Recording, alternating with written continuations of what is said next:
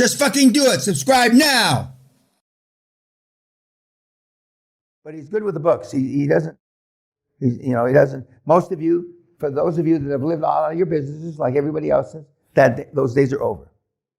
Because you may not have a Big 4 accounting firm or a Big 10 accounting firm now, but from this day forward, it's like you're going to go public.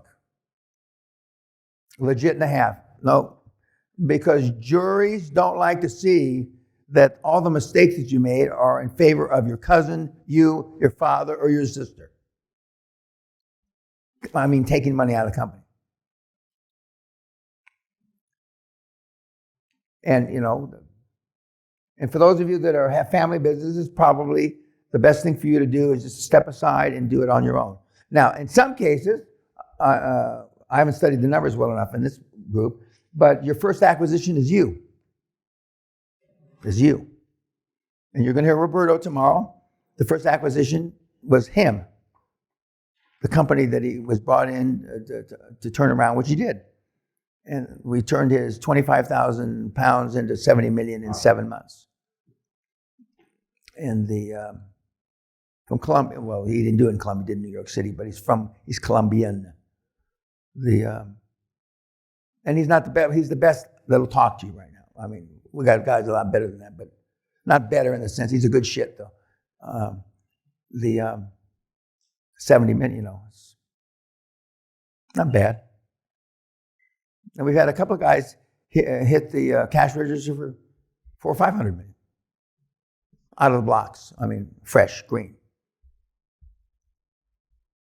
But those guys, I mean, like Simon, I don't recommend you do it like Simon. And he's not the most successful guy doing the big deals, but the most successful will talk to you. Because some of these other guys that have made gazillions think that, you're competition. They haven't met you like I do. So, they're not competition. These guys are the sharks that Peter alluded to. That are swimming around, taking chunks of your leg out. But there's plenty of market. There's no shortage of deals. And to the extent that you do default to a commercial bank, there's no shortage of cash. It's just we're paying higher for it now. Now, she surprised me that they're paying up to 12% for a commercial deal. Remember, she said 12%? I'm actually going to email her about that. What am I not understanding here? Because right now, the market's 8 to 10. Unless it's a hairy deal. Hairy meaning there's a lot of shit on it. And then, But we have some guys, that are financing deals at 18, 20% with Shylocks. Hard money guys. I used to be a hard money guy back in the 90s. I mean, it's like taking candy from a baby. I give you 20 grand. I take your house as collateral, your motorcycle and your bike, or your motorcycle and your car.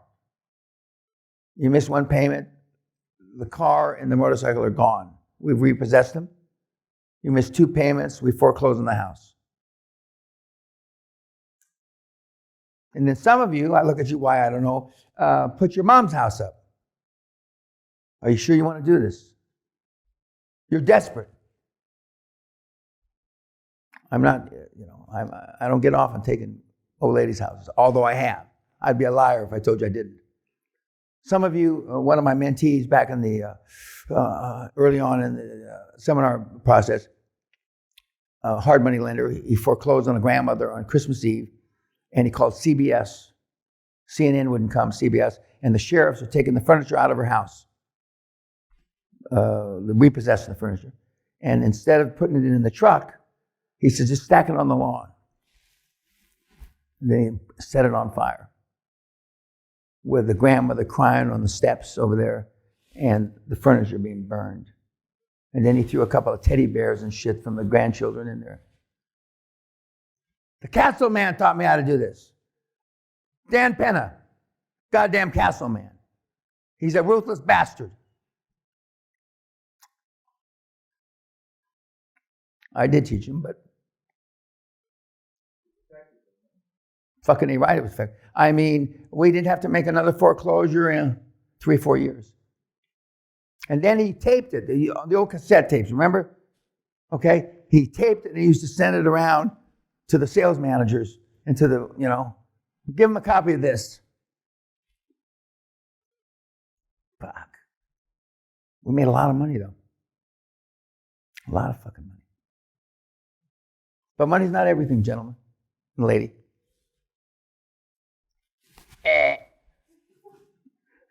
But it's the only thing anybody keeps track of.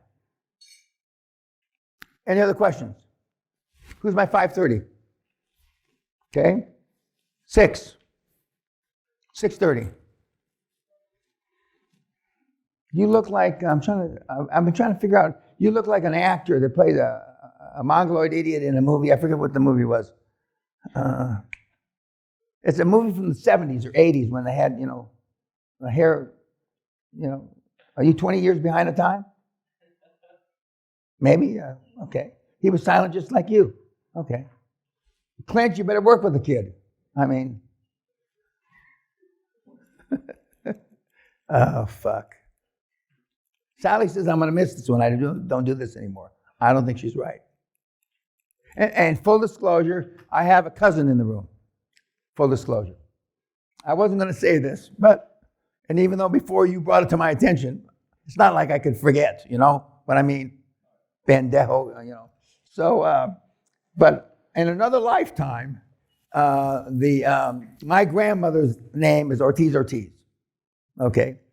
And from outside Mexico City. I know Chapultepec, but she used to be, now it's part of Mexico City. And there's a guy in this audience that the high probability is my cousin. And he helped me when I was trying to get a Mexican passport. And then, Trump said that the Mexicans were going to pay for the wall. Anyway, it all fell to shit anyway. So there's a high probability. My grandmother's probably turning in her grave now. But and back in the old days, you used to use the maiden name and the last name of your dad, and so that's why there's two names are the same, Ortiz. So my mother's name was Amelia Ortiz Tinoco. Tinoco was the Sicilian father. And so, which I'm pretty sure I get my piss and vinegar from him. And and when he died, he had a 2 million hectare estate. That's 5 million acres that he had robbed, stolen, killed for when he rode with Pancho Villa back in the day. And nice little old man, little pudgy guy, but he wasn't such, a nice little old man. He was a ruthless prick. Yeah. Yeah, well now Pancho Villa is, not a saint, but you know what I mean? But he was a right-hand lieutenant. And he got thrown out of the Sicilian mafia. They threw him out of Italy, and he came to Mexico, and he hooked up with Pancho Villa, and they robbed trains. This is before he was president, Pancho Villa. They robbed trains and fucked around, did all kind of bad shit. I have a cousin and his great-grandpa, Pancho Villa, had hanging by a tree, and his wife ran out and was like, the food's over here, because they had it all stashed somewhere because they would show where it was. So they would go around thundering. Yeah, well, I mean, that's so I'm a quarter of that. And my dad's father, who died in 1918, now the woke story is he died from the pandemic in 1918. The story, the first 15, 20 years of my life, was he died in a gunfight in Deming, New Mexico. So I like the first story. But now woke, the family, my cousins, it's better that he died from, COVID back in 1918. And of course, my dad, what he did, so I don't have to elaborate. Okay. Yes, sir, go ahead. In terms of leading the board, and at that first board meeting, can you give us a picture of just what it sounds like, what it looks like, besides the back, the sun to the back? There's a picture, where is it? See that picture up there? Next to the lights, to the right of the lights? That's a board meeting. See it up there? All those guys sitting around the table? See it? Okay. That's one of the initial board meetings for Great Western. We had other board meetings, but I forget what publicity we did. But that's a board meeting. And and they're not, they're not 40 years ago. woke wasn't around, but the political correctness was oozing out of the ground like a virus, but it still wasn't there, and especially in Texas. Fortunately, I incorporated in they said to go to Delaware for Delaware law then. He says, Dan, if you want to control it, you stay in Texas. And they didn't say we owned the Supreme Court of Texas, but they didn't say things like that, but it was implicit. If I went to law school with the head of the Texas Supreme Court, that's better than if I didn't go to law school, or better than if I brought in a Boston lawyer or some shit. And so I was incorporated there. So some of the things that you have to be concerned with, conscious of now, didn't affect me. Because, now, I'm not saying that people shouldn't have their rights, but everybody's got fucking rights now. And I'm not so sure that everybody deserves rights. In Texas, you got to earn the right, okay? Which I'm more of that, of that ilk. And so, it was fairly easy to control. But I had five people on the board that wanted my head. Now I'm telling you to avoid those people. But if you want to grow to $1 billion and $2 billion and $5 billion, you need people that are willing to cut your throat. They're rough. But remember, your first board's not going to be the board that takes you $1 billion. Your first board is going to take you to 15, 20, 25 million. The second board, or additions and deletions to the second board, is going to take you to 25 to 150, 300 million. Okay? Now, my board was the same board from the day one, because I know how to pick them. Only one guy left, he died, he dropped dead. But you want guys that challenge you. Not in the board meetings, like in the movies, Billions or Succession, but you want guys that are smart. More importantly, if your board members, let's say the average of your board members is they've grown at least $1 billion or $2 or $3 billion company. That's going to bode well for you, because they've seen a lot of these speed bumps that you're going to think are Mount Everest before, and be able to have you avoid.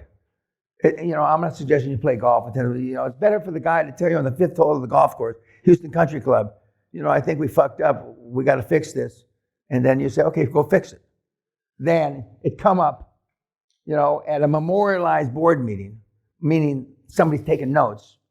And you will have somebody taking notes. You're gonna have a note taker. And then after the board meeting, you send the notes out to the board members. And if there's any comments within 2 weeks, please send them back. Once in a while, you get comments. Most of the time, you don't. But then it's you to memorialize what is put in the record. Because it's come back to you and your lawyer, and you decide what Joe really meant to say. And, I'm not saying you alter the truth or alter reality, but, you can say shocking things in perhaps not such a shocking manner. And so then you send them, after the minutes are verified, then you send them back to the board members to sign and verify. And once they verify that, they're on the fucking hook. Even though they may not like you. But none of that paperwork got signed with her. And I told her 4 years ago. And I'm telling you, when I tell you shit, guys, I'm telling you what the Lord knows. Fuck.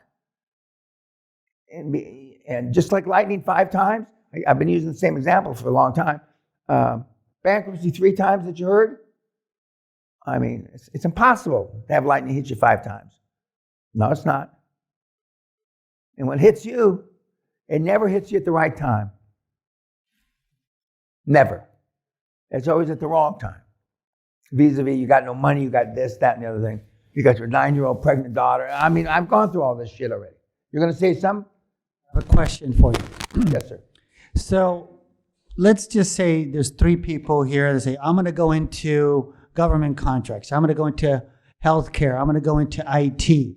The percentages for the chairman, would you see them differently depending on the industry? No. The chairman, you're going to be able to buy. I don't mean buy in the sense of buy. But chairman, again, this is the last day, is normally 10 to 12%. I already said this. The CEO, if it's not you and it shouldn't be you, is 5 to 7. The in-house lawyer and the in-house accountant, which is separate from the CFO, are 2 or 3%. The industry experts are between 1% and 2%. Now, what she did, which is, she never actually did it, and she gave everybody double those figures except the chairman. So if you were going to get 3, you got 6, which took her right down close to barely having 50%. But they never signed the papers. Whether she's more devious than I think, I don't think so. But she may be more devious, after 1 or 2 years. Why haven't signed them at all? Why, if you believe in the Machiavellian shit, which I do, there are no coincidences. I don't believe in that. I mean, everything happens for a purpose. Yes, sir. I know you said we're not following Robert's Rules of Order, but when you are working through an agenda and approving something, are you making a motion or no? No, not till the end. One motion, one vote. Okay, thank you. You don't want a bunch of votes. And there's all kinds of reasons, and there's all kinds of Delaware law, and I've been trained by some of the best lawyers in America. Smart fuckers. Courts, Delaware law, 1963, case back. And I do remember, just like I remembered $3,000 she paid that old fucking bitch for the management contract. Unfortunately, I remember all these things. I try to block, when you leave, I try to block all that shit out, because nobody cares. Believe me, nobody. And to the extent that your information you gave me is accurate, maybe 50, 60, 70% accurate, is what I base the format of the seminar going forward. And then the homework, which you either do well or not well. It doesn't matter whether you're structurally writing it correctly. What it is where I can get a feel from where you're really coming from. This group, unlike some groups from former Eastern Bloc countries, they only know brown envelopes, backhand. That's all they know. He asked a lot of questions about how to get money out of the deal. More than anybody else in the room. And that resonates, with me. Not in a good way or a bad way, but But I mean, normally the Eastern Bloc and the Middle Eastern countries, they don't know any different. Somebody's got to get their palm greased. I understand that, Well, I know it works, but Econ 101 says the best supply and demand when the lines cross. There's been a lot of world famous economists that have said that. I couldn't sell that to Putin, I'm sure, and I'm sure I couldn't sell it to the oligarchs, although I have trained a couple of the oligarchs, not in this room, that room. And they how do I get money out the quickest? That's all they wanted to know. That wasn't traceable. That's all they wanted to know. So, you need 50 million, I know how to get it. It's 5 to 5, I know how to get it. 50 million is kind of my limit, though. If I had stayed running and gunning, instead of, I got no context to you morons, but I mean, if I had continued to run and gun the last 30 years, I'd know how to get $1 billion in 5 minutes. But most of the guys, as I said in my last comment, they're either dead, in jail, or they got dementia. A couple of you got early onset dementia, but we're just kind of trying to ignore it. Okay, take the shit off me.